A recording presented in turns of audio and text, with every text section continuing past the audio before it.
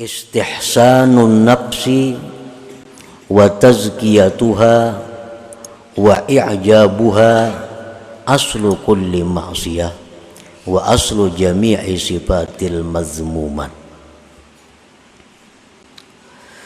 Bermula menganggap baik diri, menganggap baik diri,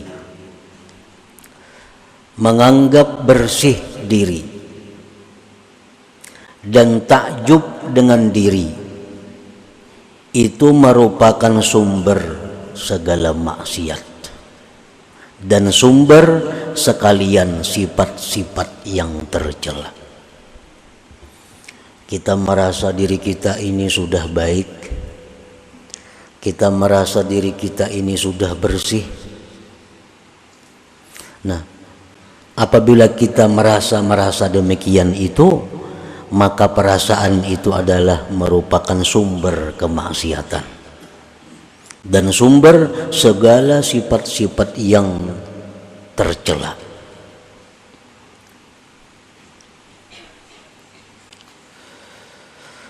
Faman istahsanaha wa zakkaha wa a'jabaha istaulat alaihi al-ghaflah wa man istaulat alaihi al-ghaflah ghalabathu syahwah wa man ghalabat alaihi syahwah waqa'a fil ma'asi. Barang siapa yang merasa sudah baik dirinya, merasa dirinya sudah bersih, maka berkuasalah atasnya kelalaian, kelingahan. Orang kalau sudah merasa dirinya baik, sudah merasa dirinya itu bersih, sudah merasa dirinya ini kada ada lagi penyakit, maka dia akan lalai daripada mengawasi dirinya. Dia akan malas menambah ilmu pengetahuan. Dia akan malas menambah amaliyah-amaliyah karena sudah menganggap dirinya baik.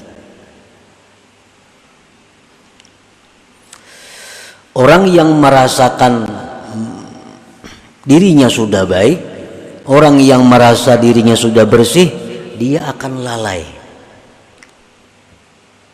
Dan orang yang lalai itu dikalahkan oleh syahwat, oleh keinginan-keinginan yang negatif, yang tidak baik.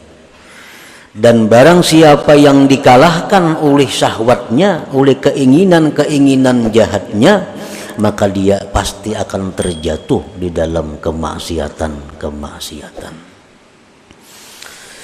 Nah, para muhibbin rahimakumullah, Allah Subhanahu wa ta'ala berfirman, fala tuzakku anfusakum huwa a'lam bimanittaqa. Dengan tegas Allah berfirman, jangan kamu menganggap bersih diri kamu. Jangan merasa harat, jangan merasa sudah pa'alimnya, jangan merasa sudah pembanyaknya ibadah, jangan merasa tinggi ilmu. Allah yang tahu siapa-siapa orang yang takwa kepadanya itu. Nah, jadi memuji diri itu berarti adalah menganggap dirinya baik. Setiap orang yang memuji dirinya, maka berarti dia menganggap dirinya baik.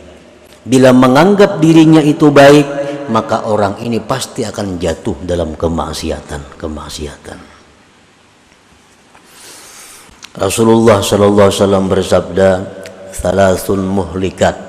Ujar Nabi, ada 3 yang membinasakan. Salah satunya beliau menjawab, wa i'jabul mar'i binafsih. Takjubnya seseorang dengan dirinya sendiri. Wa adamur ridha bin nafsi wa su'uz zanni biha wa tuhmatu biha aslu kulli ta'atin wa aslu jami'i sifatil mahmudat.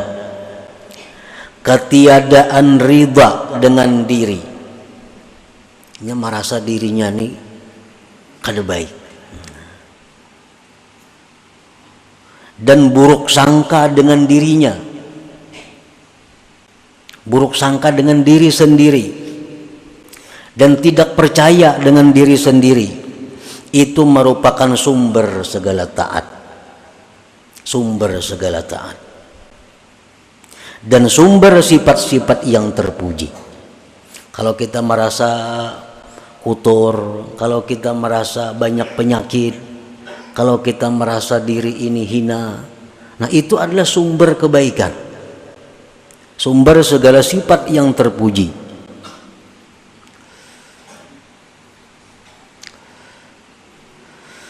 Faman istaqbahaha wa asa'al dhanna biha wattahama biha intabaha wa tayaqqaza wa tatabba'a uyubaha wa raqabaha.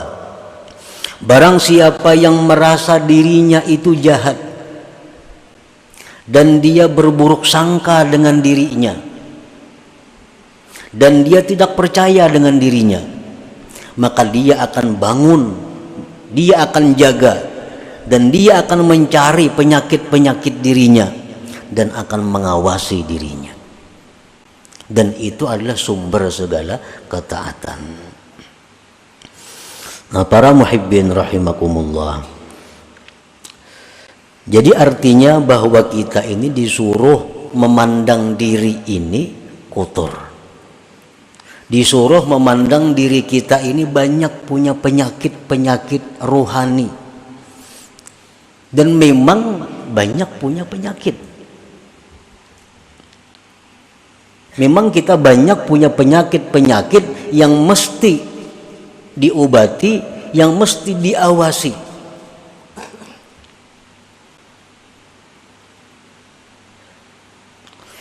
Imam Ghazali rahimahullah berkata, "Idza aradallahu bi'abdin khairan bassarahu bi'uyubi nafsih."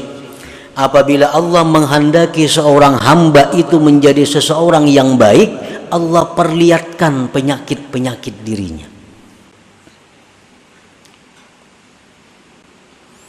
Penyakit kita, penyakit diri kita. Pertama, misalnya tulul amal.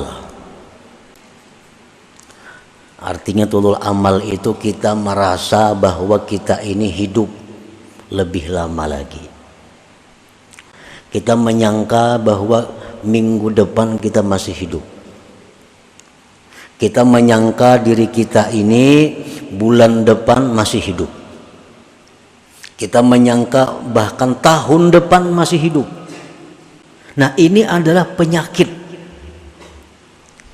Bila kita merasa bahwa kita ini bulan depan, minggu depan masih hidup, berarti itu penyakit diri kita. Penyakit.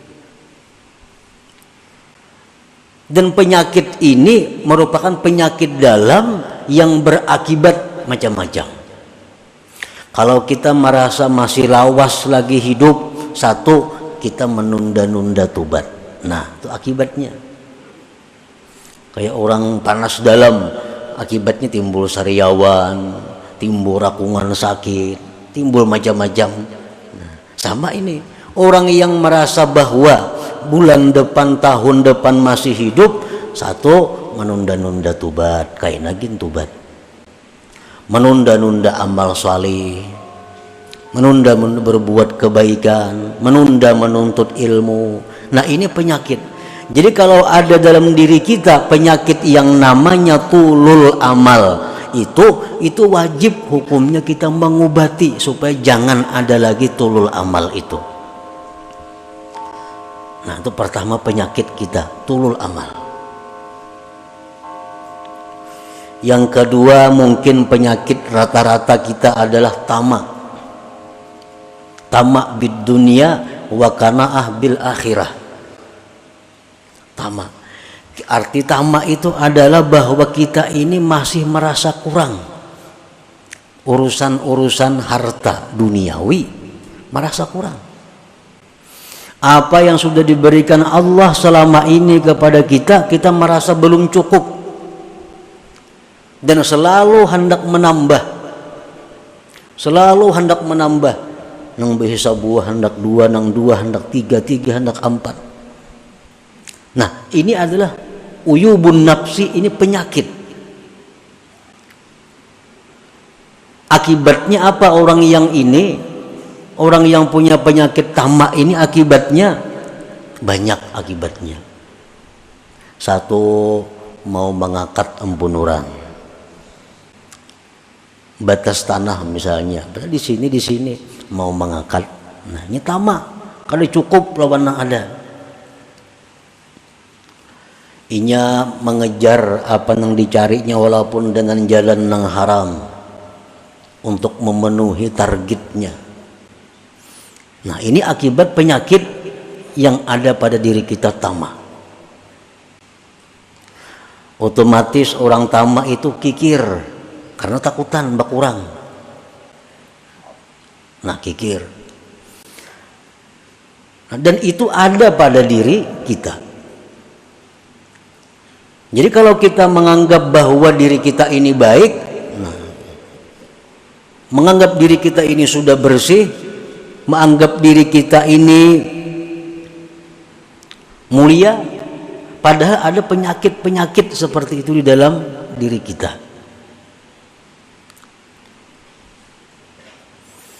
Penyakit yang ada dalam diri kita lagi ada ria, itu sudah ada ria. Beramal, beribadah itu bukan karena Allah. Ada juga orang beramal, beribadah itu karena Allah, tapi minta dibalas di dunia. Riya juga. Orang baca surah Waqiah mudahan dapat rezeki berlimpah ruah. Orang membaca amalan ini supaya jadi orang dimuliakan oleh manusia. Orang baca amalan wirid ini supaya dihormati oleh manusia. Walaupun dia itu karena Allah, tapi tujuannya manfaat amalan itu dalam dunia. Nah, ini pun kalau ada dalam diri kita penyakit. Nah, apabila Allah Subhanahu wa ta'ala menghendaki kita ini menjadi orang yang baik, Allah memperlihatkan kepada kita penyakit-penyakit diri kita. Pemarah. Pemarah itu penyakit. Sedikit sarik. Kalau marahnya itu marah fillah, itu disuruh. Arti marah fillah itu marah di jalan Allah.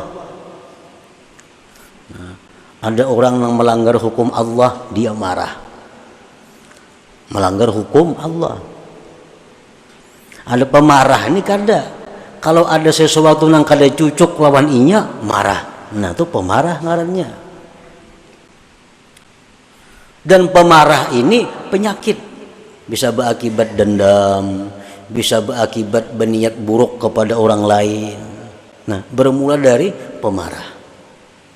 Orang yang merasa dirinya pemarah itu wajib hukumnya fardu ain menghilangkan penyakit pemarah itu. Sebab dengan adanya marah itu kita dipermainkan syaitan. Seperti bola, ditendangnya ke sana, tendangnya ke sini. Dan orang yang sudah pemarah itu berkata-kata yang tidak terukur lagi.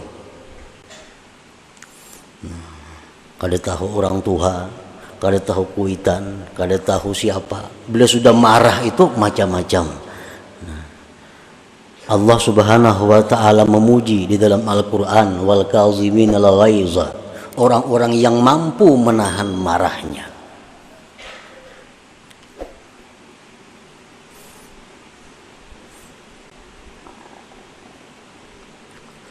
Nah, para muhibbin rahimakumullah, ada sombong dalam diri kita. Nah, semua itu penyakit, tetapi penyakit ini selama kita masih hidup, nah, belum kelihatan, belum terasa. Begitu kita mati, maka penyakit ini akan menjadi serigala, menjadi kala, menjadi ular yang menggigit kita. Nah, penyakit itu.